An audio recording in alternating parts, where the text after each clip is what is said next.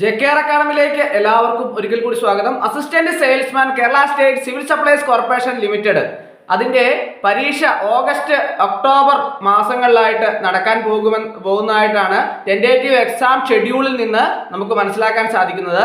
അപ്പോൾ അതിൽ ധാരാളം ഉദ്യോഗാർത്ഥികൾ അപേക്ഷ സമർപ്പിച്ചിട്ടുണ്ട്. ഓരോ ജില്ലയിലും എത്ര ഉദ്യോഗാർത്ഥികളാണ് അപേക്ഷ സമർപ്പിച്ചിട്ടുള്ളത്, മൊത്തം കേരളത്തിൽ എത്ര അപേക്ഷകരാണ് ഉള്ളത്, ഇങ്ങനെയുള്ള കാര്യങ്ങളെക്കുറിച്ച് എല്ലാം തന്നെ നമുക്ക് വിശദമായിട്ട് ഇന്നത്തെ ക്ലാസ്സിൽ ചർച്ച ചെയ്യാം. അപ്പോൾ assistant salesman Kerala state civil supplies corporation limited അതിന്റെ ഓരോ ജില്ലയിലും ഒഴിവുകൾ കൃത്യമായിട്ട് നിർണ്ണയിക്കപ്പെട്ടിട്ടില്ല. അതുകൊണ്ട് തന്നെ ഓരോ ജില്ലയിലും ആന്റിസിപ്പേറ്റഡ് വേക്കൻസീസ് ആണ് ഇപ്പോൾ നിലവിൽ നമുക്ക് അറിയാൻ കഴിയുന്നത്. അതുപോലെ തന്നെ അതിന്റെ സ്കെയിൽ ഓഫ് പേ 23,000 50,200 ആണ് അതിന്റെ സ്കെയിൽ ഓഫ് പേ വരുന്നത്. SSLC ആണ് അതിന്റെ യോഗ്യത എന്ന് പറയുന്നത്.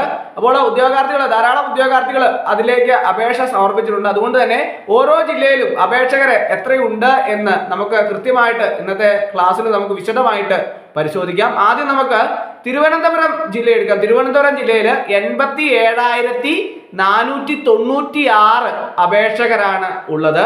അടുത്ത് കൊല്ലം ജില്ല എടുത്താൽ കൊല്ലം ജില്ലയിൽ 51,618 അപേക്ഷകരാണ് കൊല്ലം ജില്ലയിലുള്ളത്. പത്തനംതിട്ട എടുത്താൽ പത്തനംതിട്ട ജില്ലയിൽ 17,846 അപേക്ഷകരാണ് പത്തനംതിട്ട ജില്ലയിലുള്ളത്.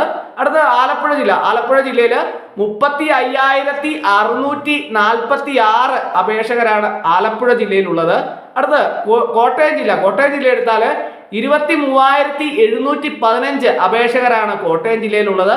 അടുത്ത് ഇടുക്കി ജില്ല എടുത്താൽ 16,752 അപേക്ഷകരാണ് ഇടുക്കി ജില്ലയിലുള്ളത്. അടുത്തതായിട്ട് എറണാകുളം ജില്ല എടുത്താൽ 42,715 അപേക്ഷകരാണ് എറണാകുളം ജില്ലയിലുള്ളത്. അതുപോലെ തന്നെ തൃശ്ശൂർ ജില്ല എടുത്താൽ തൃശ്ശൂർ ജില്ലയിൽ 34,174 അപേക്ഷകരാണ് തൃശ്ശൂർ ജില്ലയിലുള്ളത്. അടുത്ത പാലക്കാട് ജില്ല എടുത്താൽ 49,240 അപേക്ഷകരാണ് പാലക്കാട് ജില്ലയിലുള്ളത്. അടുത്തത് മലപ്പുറം ജില്ല എടുത്താൽ 46,789 അപേക്ഷകരാണ് മലപ്പുറം ജില്ലയിലുള്ളത്. അടുത്ത കോഴിക്കോട് ജില്ലയിൽ 53,962 അപേക്ഷകരാണ് കോഴിക്കോട് ജില്ലയിലുള്ളത്. അടുത്ത വയനാട് ജില്ല എടുത്താൽ വയനാട് ജില്ലയിൽ 15,200 അപേക്ഷകരാണ് വയനാട് ജില്ലയിലുള്ളത്.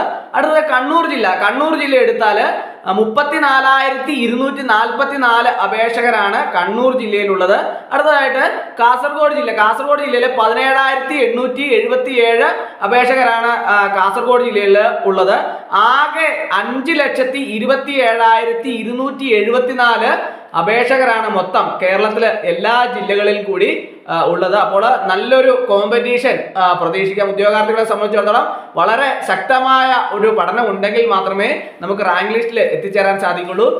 എല്ലാ ഉദ്യോഗാർത്ഥികളും നന്നായിട്ട് കൃത്യമായിട്ട് പഠിക്കണം. കാരണം എന്താണെന്ന് ചോദിച്ചാൽ പരീക്ഷ ഓഗസ്റ്റ് ഒക്ടോബർ മാസങ്ങളിലായിട്ട് നടക്കാൻ പോവുകയാണ്. അപ്പോൾ വളരെ കുറച്ച് മാസങ്ങൾ മാത്രമാണ് നമുക്കിനി പഠിക്കാനായിട്ട് ലഭിക്കുകയുള്ളൂ. അതുകൊണ്ട് തന്നെ എല്ലാ ഉദ്യോഗാർത്ഥികളും കൃത്യമായിട്ട് അതിനു വേണ്ടിയിട്ട് പരീക്ഷയ്ക്ക് വേണ്ടിയിട്ട് തയ്യാറെടുക്കാൻ പ്രത്യേകം ശ്രദ്ധിക്കണം. കാരണം എന്താണെന്ന് ചോദിച്ചാൽ വളരെ അധികം കോമ്പറ്റീഷനുള്ള എക്സാമാണ്. 5 ലക്ഷത്തിന് മുകളിൽ അപേക്ഷകരുള്ള ഒരു തസ്തികയാണ്. അതുകൊണ്ട് തന്നെ ധാരാളം ഉദ്യോഗാർത്ഥികൾ നല്ല ഉയർന്ന കട്ട് ഓഫ് മാർക്ക് മേടിക്കാനുള്ള സാധ്യതകളുണ്ട്. അതുകൊണ്ട് തന്നെ എല്ലാ ഉദ്യോഗാർത്ഥികളും കൃത്യമായിട്ട് പഠിക്കണം. വളരെ എളുപ്പത്തിൽ റാങ്ക് മേടിക്കുന്നതിന് വേണ്ടിയിട്ട് കൂടുതലായിട്ടും പ്രീവിയസ് ക്വസ്റ്റ്യൻ പേപ്പറുകൾ കൂടുതലായിട്ട് ഡിസ്കസ് ചെയ്ത് പഠിക്കാൻ വേണ്ടിയിട്ട് എല്ലാവരും പ്രത്യേകം ശ്രദ്ധിക്കേണ്ടതാണ്. അതോടൊപ്പം തന്നെ കറണ്ട് അഫയേഴ്സിന് കൂടുതൽ പ്രാധാന്യം നൽകി പഠിക്കേണ്ടതാണ്. ഒരു ദിവസം 4 പത്രമെങ്കിലും ഓരോ ഉദ്യോഗാർത്ഥിയും വായിക്കുന്നതിന് വേണ്ടിയിട്ട് പ്രത്യേകം ശ്രദ്ധിക്കണം. അതിലൂടെ നമുക്ക് ലഭിക്കുന്ന പുതിയ വാർത്തകളെല്ലാം തന്നെ നിങ്ങൾ കൃത്യമായിട്ട് ഓരോരുത്തരും എഴുതിയെടുത്ത് കൃത്യമായിട്ട് എഴുതി സൂക്ഷിക്കേണ്ടതാണ്.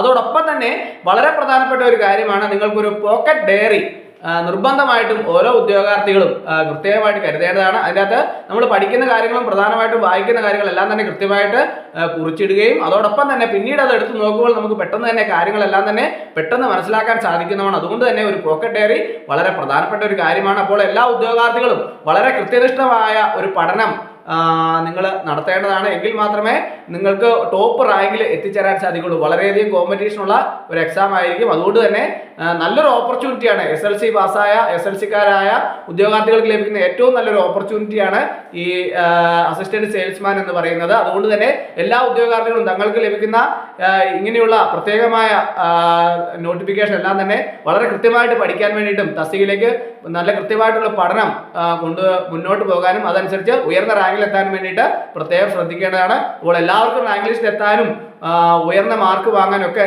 സാധിക്കട്ടെ എന്ന് ഞാൻ ആശംസിക്കുന്നു. ഒരിക്കൽ കൂടി എന്ന് പറഞ്ഞ് നിർത്തട്ടെ. നന്ദി, നമസ്കാരം.